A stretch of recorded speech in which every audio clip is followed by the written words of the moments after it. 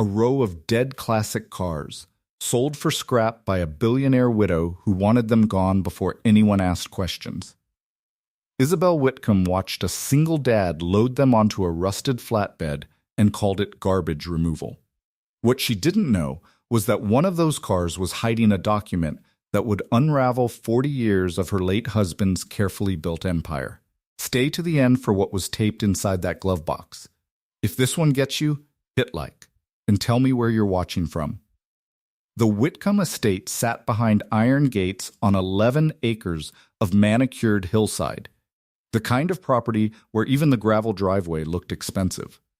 Marcus Deering had been coming to estate liquidations for 6 years, ever since he took over his father's small salvage yard after the old man's heart gave out on a Tuesday morning in the middle of sanding down a 1967 fastback nobody remembered anymore.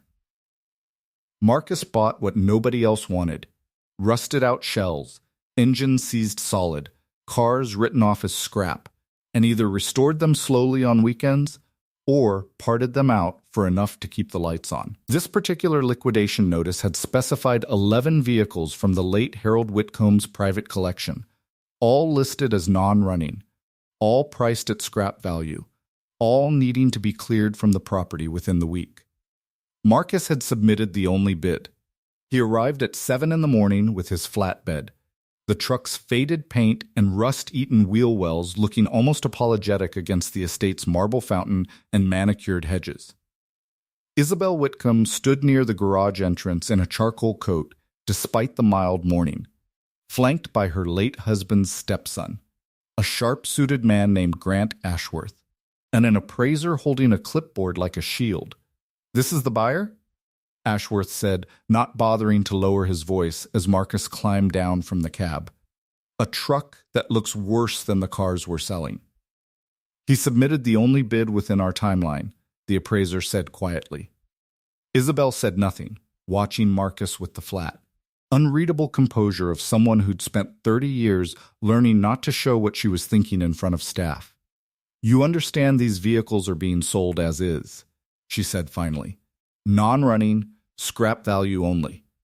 I need them off this property by Friday, and I need this handled quietly. No press, no auction house theatrics, just gone." "Understood," Marcus said. "I'll start loading. Try not to leave oil stains on the driveway," Ashworth added, already turning away, checking his watch like the whole transaction bored him. Marcus worked through the morning, winching each vehicle onto the flatbed one at a time. A Jaguar with a seized engine, a Porsche missing its transmission entirely, a row of cars that had clearly sat untouched in a climate-controlled garage for years, preserved but silent, like a museum nobody visited anymore. He recognized every one of them, in a way he didn't mention to anyone standing nearby. His father had restored 2 of these exact cars decades ago, back when Harold Whitcomb was still building his classic car empire from a single garage instead of an 11-acre estate. Back before Marcus's father's name disappeared from every record of that partnership entirely. He'd grown up hearing the story in fragments. His father and Harold Whitcomb, young and broke, restoring wrecked cars together in a rented garage through the 70s, splitting the work and, according to his father, splitting the ownership of whatever business grew out of it. Then a falling out nobody in the family ever explained fully, and his father walking away with nothing but tools and a grudge he carried quietly for the rest of his life, never once suing, never once explaining why, just building his own small salvage yard instead, and telling Marcus, "Once, near the end, your inheritance is in that garage somewhere." I just never had the money to prove it. Marcus had assumed it was grief talking. Until this morning, loading these exact cars onto his flatbed, he'd never once considered his father might have meant it literally. He found the glove box by accident, working the seized latch loose on the 6th car, a 1971 coupe his father used to describe, in specific, loving detail, down to the exact shade of green paint. Behind a false panel his father had installed himself, the kind of detail only another restorer would recognize, sat a sealed envelope, yellowed with age. His father's handwriting faint but legible across the front. For whoever finds this. Ask about the partnership. Marcus sat in the driver's seat for a long moment before opening it. Inside was a single handwritten document dated 1979, signed by both his father and Harold Whitcomb, outlining a 50-50 partnership in the original restoration business. The business that had eventually become Whitcomb Classic Motors. The foundation of the entire estate now being quietly liquidated around him. A second page, in his father's handwriting alone, described the falling out. Harold had bought Marcus's father out under duress, during a period when his father was drowning in medical debt from Marcus's mother's illness, for a fraction of what the partnership was actually worth, with a verbal promise, never honored, to make it right later, once the business grew. Marcus sat with the document for a long time before he found Isabel again. She was in the estate's smaller garage, reviewing paperwork with the appraiser, when Marcus approached with the envelope in hand. Ashworth stood nearby, phone pressed to his ear, mid-conversation about liquidation timelines. "Miss Whitcomb," Marcus said, "there's something you need to see before I finish loading these cars." Something in his tone made her look up properly for the first time all morning. "What is it?" "A partnership agreement," Marcus said, holding out the envelope. "Between my father and your late husband. 1979. It was hidden inside the coupe's glove box, behind a panel my father installed himself." Isabel's expression didn't change immediately, but something in her posture went rigid. The particular stillness of someone bracing for information they suspected but had never confirmed. She took the envelope, read the first page slowly, then the second, her jaw tightening with each line. "My husband never mentioned a partner," she said quietly. "Not once. In 30 years of marriage. According to my father, he wasn't eager to," Marcus said. "The business you're liquidating right now was built on a 50-50 partnership that your husband bought out under pressure, for far less than it was worth, with a verbal promise to make it right that he apparently never kept." Ashworth had ended his call and drifted closer, reading over Isabel's shoulder, his expression shifting from irritation to something sharper. "This is absurd," he said. "A handwritten note from decades ago proves nothing legally. If your father had a real claim, he'd have pursued it while he was alive. He didn't have the money to fight a legal battle against a man who was already wealthy by then," Marcus said, keeping his voice level.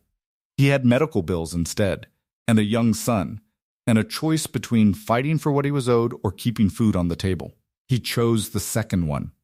That's not the same as the claim not being real."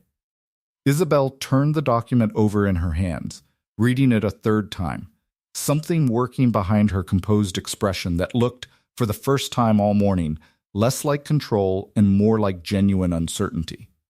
"If this document is authentic," she said slowly, "it changes the entire ownership history of Whitcomb Classic Motors, which is currently the primary asset in an estate that's about to go through probate audit in 3 weeks. I'm not here to blow up your estate," Marcus said. "I came to buy scrap cars for parts. I found this by accident. But I'm not going to pretend I didn't see it, and I'm not going to let you finish liquidating a business built partly on my father's work without at least telling you the truth." Ashworth's face had gone tight with something closer to alarm than irritation now. "Isabel, this needs to go through legal channels immediately. Not get decided standing in a garage based on a piece of paper a scrap buyer happened to find. I know how it needs to be handled, Grant," Isabel said, cutting him off with a sharpness that made the appraiser take a small step back. She looked at Marcus, something calculating and fast-moving behind her eyes. "I need to verify this properly. Authenticate the handwriting, cross-reference dates, understand exactly what my husband did and to whom. Can you bring me anything else your father kept? Records, correspondence, anything?" "He kept everything," Marcus said. "He never trusted anyone enough to throw it away." 3 days later, in a conference room inside the Whitcomb family's law offices, Isabel sat across from Marcus with a forensic document examiner's report open between them, her own legal counsel reviewing pages in careful silence. "The handwriting is authenticated as your father's," the examiner said. dated consistent with 1979 records. Harold Whitcomb's signature also authenticates, cross-referenced against banking documents from the same period. She closed the folder. If this partnership agreement is given legal weight, it materially changes the ownership structure of Whitcomb Classic Motors retroactive to its founding. Ashworth, seated at the far end of the table, had gone quiet in a way that suggested he'd already run the numbers on what this meant for his own inheritance. "This is going to gut the estate's valuation," he said. "You understand that, Isabel.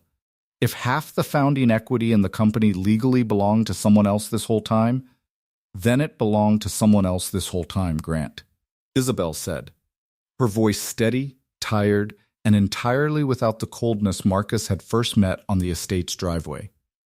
"My husband built a great deal of his identity around being a self-made man.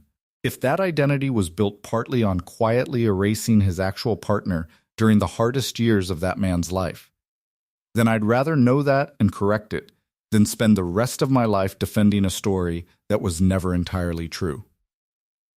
She looked at Marcus. "I want to make this right. Not because a lawsuit forces me to. The statute of limitations on the original agreement almost certainly protects the estate legally. But because forcing me isn't the point. Your father chose not to fight for this when he had every right to. The least I can do is choose to honor it now that I know." 6 weeks later, in a small ceremony neither the press nor Ashworth attended, Isabel signed over a negotiated settlement reflecting the original partnership's value, adjusted honestly for 4 decades of growth, enough to finally properly fund the accessibility retrofit Marcus's daughter Priya had been waiting 2 years for, and enough left over to keep the family salvage yard running without every month feeling like a small, quiet emergency. On a Saturday afternoon in early autumn, Marcus stood at the base of a freshly built wheelchair ramp outside their house, watching Priya roll up and down its gentle slope with the particular joy of a 9-year-old finally moving through her own front door without anyone's help. "Daddy," she called from the top, "is this because of the cars? The ones nobody wanted?" "It's because of your grandfather," Marcus said, "and because someone finally decided to make something right, even after a long time." "Was the widow lady mean the whole time?"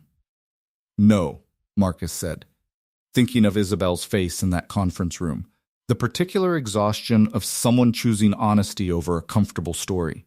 She learned some things about her husband she didn't know, and it changed how she saw things. Priya nodded, satisfied by the simple justice of it, rolling back down the ramp with a laugh. "That's good. People should get to fix stuff, even old stuff."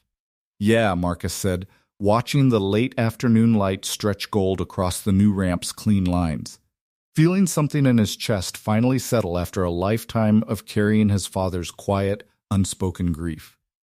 They should. He watched his daughter roll back and forth one more time, the ramp catching the last of the sun, ordinary and unremarkable and, after everything, entirely enough.